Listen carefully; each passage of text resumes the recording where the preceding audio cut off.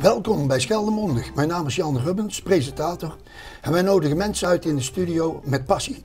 En deze keer zijn aangeschoven twee zussen. Dat is Annegien en Katelijn Kwaak. Van harte welkom. Dankjewel. Ja. Goed, Annegien, hoe ben jij zo tot passie gekomen voor koffie? Nou, dat is eigenlijk heel eenvoudig, Jan. Ik heb vanaf jongs af aan een breed interesse gehad voor voeding en dranken. Ik ben daarom ook gestart op de Hotel- en Toerismeschool Spermali in Brugge. En daarna van het een rol in het ander, zeg maar. Maar dan kwam er een cursus voorbij om jezelf te trainen als barista. Ik had me daarvoor ingeschreven en de cursus afgerond. En welk jaar was dat ongeveer? In 2011 ben ik daarmee begonnen. Oké, dus je zit al 8 jaar eigenlijk in het vak.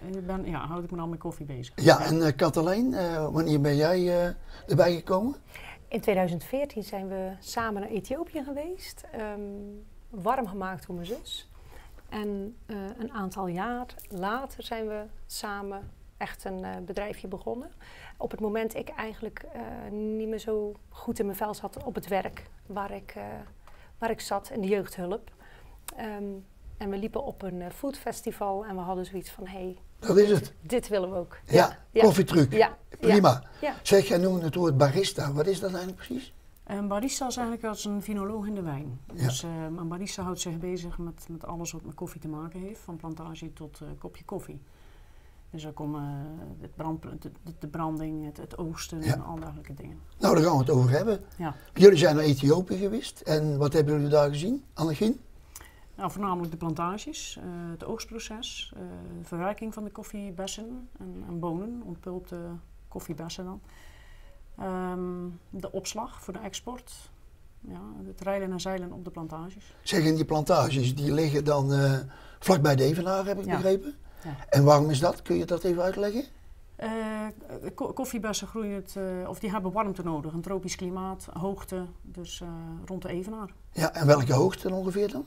Dan mag je denken aan zo'n 1300 meter tot 2000. En er zijn er ook verschillende soorten koffie? Ja, er zijn verschillende soorten koffies. En welke zijn dat? Er zijn de Robusta, Arabica, Liberica en Excelsia. Ja. Enkel de Robusta en de Arabica wordt veelal gedronken. De andere twee niet zoveel. En kun je dan eventjes aangeven hoe dat daar gaat? Want dat is natuurlijk veel handwerk daar in Ethiopië. Ja. Robusta bonen die groeien voornamelijk in Brazilië. Dat zijn grote plantages, voor massakoffie eigenlijk. Daar gebeurt het oogsten met machines. We reizen met machines tussen en slaan ze de bessen eraf. Dit maakt dat er veel blaadjes en vuil en ook onrijpe bessen of slechte bessen samenkomen. Op de hoge plantages, de Arabica bonen, net als in Ethiopië, gebeurt het allemaal handmatig. Dus dat zorgt er ook voor dat ze 3 oogsten kunnen doen in 1 seizoen. 3 plukken, dus dan krijg je de selectieve boontjes. Dus de goede zuivere boontjes, de rijpe bes, de defecten halen ze eruit, de defecte boontjes. Dus dan krijg je een hoge kwaliteit koffie. Ja, dus eerst worden die struiken met de hand geplukt. En dan worden ze op bedden gedroogd, begrijp ik? Ja. En wat gaat er dan verder gebeuren? Er zijn dus 2 processen. Ze kunnen direct gedroogd worden op de droogbedden. Of ze kunnen eerst gewassen worden, of het washproces heet dat dan.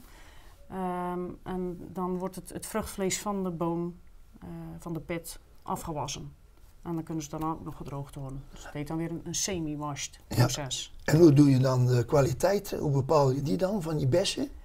Ja, die kwaliteit die verkrijgen ze door inderdaad dergelijke matten. Ja.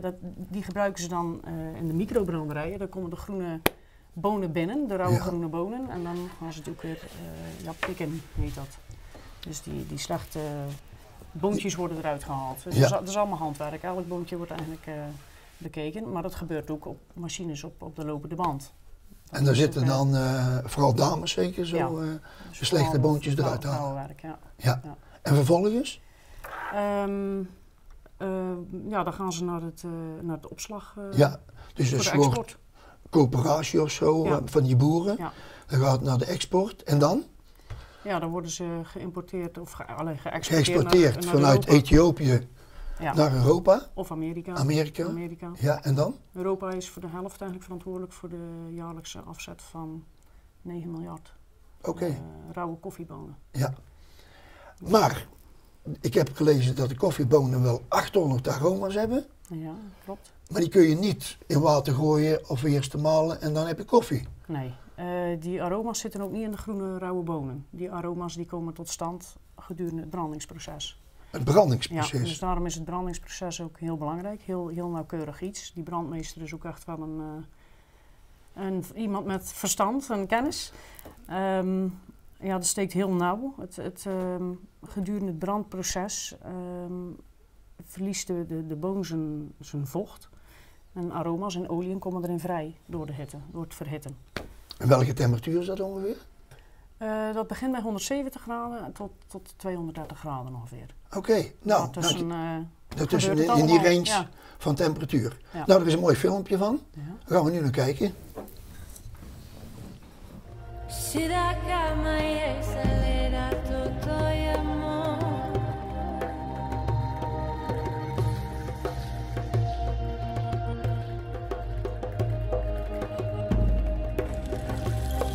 Que la papa es ado. Que la pa, que la pa, que la pa.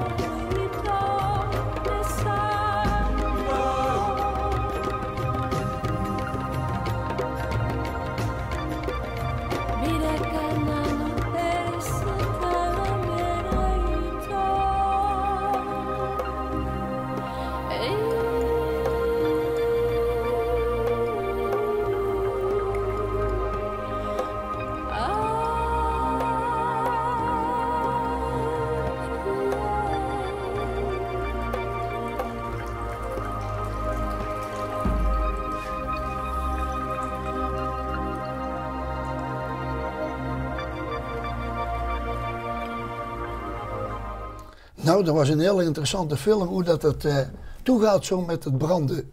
En ook de samenstelling van de koffiebonen, de melange zoals jullie dat zo netjes noemen. Dat zie je natuurlijk ook mooi te zien.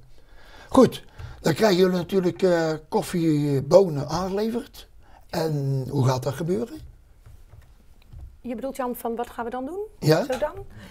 Op het moment wij de koffiebonen krijgen. Ja. We maken inderdaad ook gebruik van het lab wat we zojuist zagen. Dan verwerken wij die in onze koffietruck. Ja. We hebben 2 verschillende. Ja. Eentje speciaal voor de espresso-bereiding en eentje speciaal voor de filterbereiding. Espresso-bereiding is onder druk. Filterbereiding is eigenlijk de ouderwetse slow koffie. Het is een grovere gemalen boon en de espresso wordt fijner gemalen. Waardoor de druk van het water ook echt een bepaald soort pers geeft. En de koffie ook veel pittiger is dan de filterkoffie. Ja, en dat doen jullie Zachte dus smaak. in de koffietruc. Dat doen we in de koffietruc. Ja. En welke bewerkingen doe je dan nog meer in koffietruc, Annegien? Qua koffiesoorten maken, zeg maar. Ja. Like een cappuccino en een latte. Ja, wij hebben een heel divers koffiekaartje. Ja, noem ze allemaal. Een stoere kerel, een zoete dame, Hé, een karamelbon. stoere kerel, hoe kom je nou? Verzinnen jullie niet zelf? Ja, wij zagen Jan aan de truc staan en we dachten wel weer een stoere kerel. Nou, dank je. Nee, we verzinnen oké. ze zelf. Ja? En creatief denken en smaken testen, combinaties testen. En iets wat robuustere variant en iets wat zoetere. Dus ja, en dan het leuk aankleden en garneren, zeg maar, opsieren. En, ja. En dan op een gegeven moment leer je koffie wel kennen en de koffieklanten wel kennen natuurlijk. Zeker. Ja. Nou, welke bijzondere klanten krijg je zo aan de koffietruc? Je zegt, die wil per se dit of die per se dat. Hoef geen namen te noemen, maar... Nee, het leuke is dat het heel divers is, want wij staan zowel op beurzen als op festivals, als op besloten feesten, markten.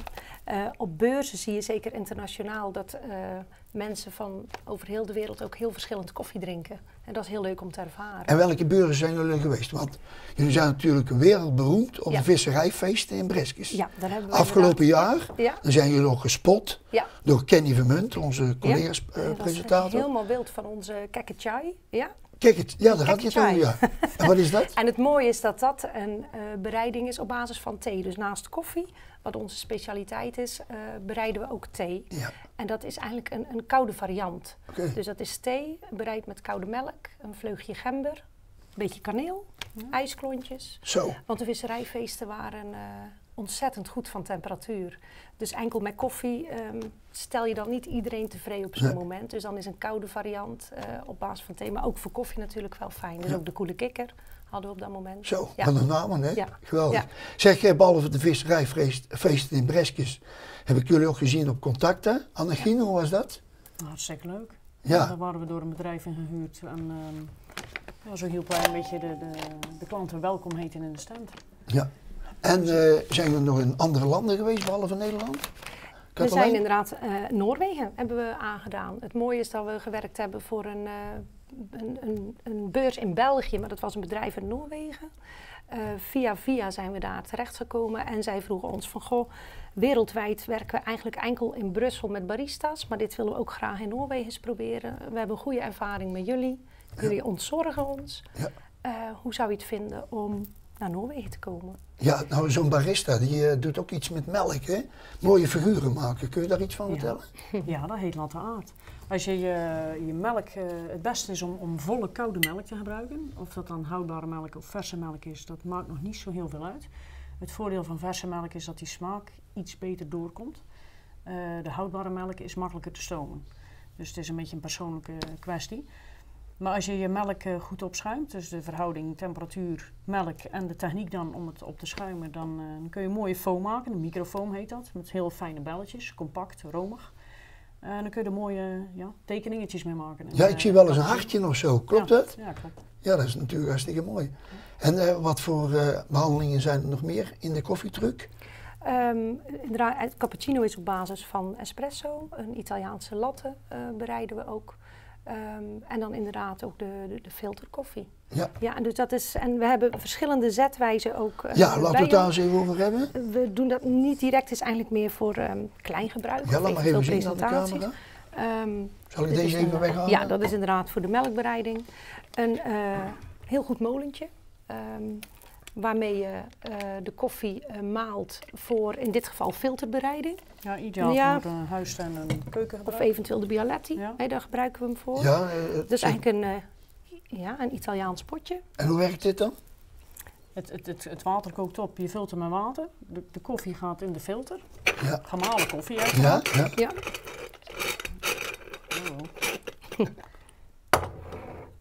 Koffie komt in de filter. Heet dat geen perculator Ja, of zo? het is een beetje dat systeem. Dat klopt. systeem, Het hè? water En- kookt op, het komt erdoor door de koffie heen Ja, en verzamelt zich in het kannetje. ja. Nou moet ik even teruggaan naar vroeger. Want vroeger dan kwam ik bij heel veel boeren en die zetten 's morgens de koffiekan op de platte buis. Ja. En dan werd dat zo heel de dag geprutteld. En ze deden er ook nog peetkoffie bij. Kennen jullie dat? Ja.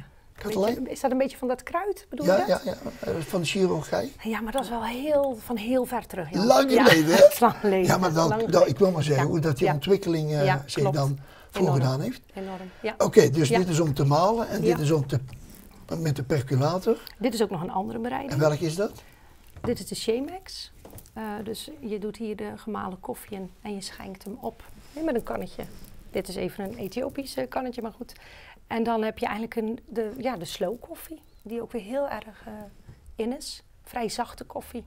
Dus vooral voor mensen die niet zozeer houden van pittig of bereid met melk, is dit een hele goed alternatief. Helemaal goed. Ja. Zeg, en welke apparatuur heb je nog meer hier staan? Of, dat was het denk ik, hè? Dat was het eigenlijk wel, Jan. Ja, we hebben natuurlijk nog veel meer. Ja, maar nou, we hebben dit hier zo, hè? Hebben we het hier al over gehad? Ik dacht het niet, hè?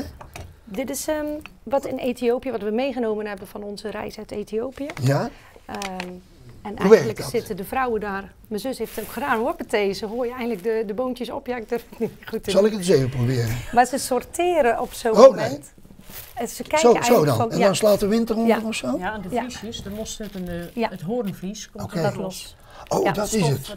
Ja. Ja. Dus het is eigenlijk het selecteren van de bonen. Maar dit is dus gebrand en hier zitten dus die 800 aroma's in. Ja, deze zijn nu gebrand. Als ze hem gebruiken zijn ze natuurlijk nog ongebrand. Maar Ja. ja, Ehm, het zwarte goud. ja, het zwarte goud, hè. Ik heb ook een Belg horen zeggen, hè, want ik was op de horecabeurs net als jullie, Ja. hè, in de Zeelandhallen, dat koffiebonen net eigenlijk als diamanten zijn. Ja. Het moet eigenlijk een soort liefde, passie zijn, Ja. om ze daarmee te bereiden. Het mooie is dat wij Correct. zijn eigenlijk het eindproduct in onze koffietruc. En dan gaat een enorm proces, wat mijn zus juist vertelde, aan vooraf. Ja.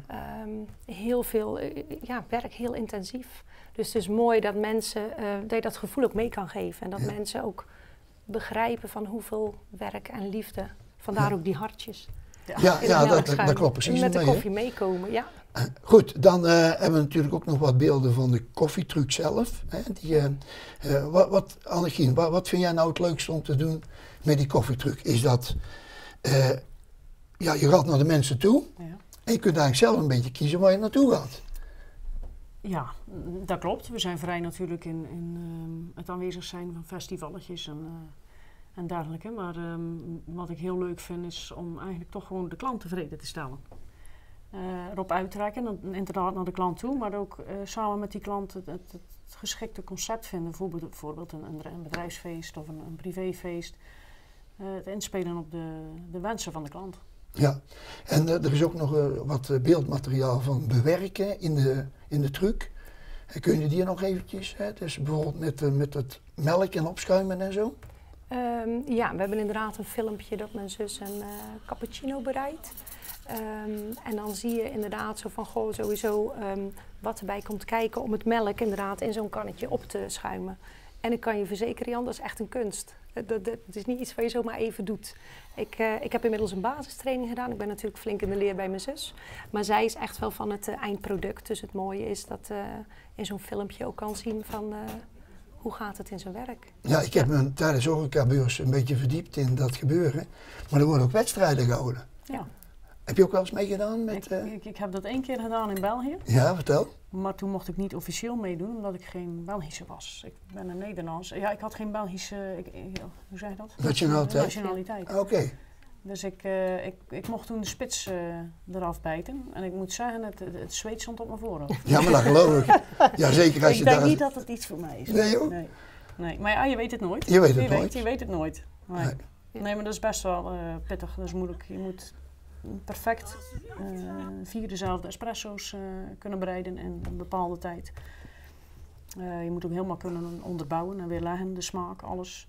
En dan ook de cappuccino's, latte art. Maar je hebt verschillende wedstrijden erin, en kampioenschappen, maar dat moet je niet onderschatten. Nee. Nee. Dus Heb je nog een boodschap voor de kijkers dat je zegt van, neemt dit mee in het gebeuren? Hoe kunnen ze jullie bereiken? Sowieso, onze website is inmiddels, we zijn nu 3 jaar onderweg in vernieuwing. Dus nog even en die is weer in de lucht. Maar we zijn actief op Facebook, op Instagram. mensen mogen altijd mailen. Daar Ja. zijn ook onze gegevens te vinden. Bellen, nog fijner. En in die zin, we gaan natuurlijk de visserijfeesten weer aandoen. Ja, Festival, beloofd is beloofd, hè? Beloofd is beloofd. En wat nog Festival, meer in West-Vlaanderen, Annegien? Festival Bunkeren staat er nog op. En wat is dat? Half augustus, meen ik. Groene Podium. Oh, Ja. leuk. Ja. Ja. Ja, Nou, de kijkers die zullen ervan genieten. ja. Nou, dames, ik zeg maar even dames, want jullie kennen het allemaal, het liedje van Rita Corita. Koffie, koffie. Een lekker bakje koffie. Ja, Ja, dat is gewoon eigenlijk net als met wijn, het staat allemaal gewoon voor gezelligheid. ja. Nou, ik denk dat we daar maar mee besluiten. Het is gewoon een gezellige uitzending geworden. Ja, zeker. En beste kijkers, ik hoop dat jullie nog een keer op de koffie gaan. Niet alleen in restaurants, maar ook bij de koffietruck. Want ze zijn overal te vinden in West-Vlaanderen en omgeving. Nou, proost zullen we maar zeggen. Toch? Annegien? Hartelijk dank. Jan.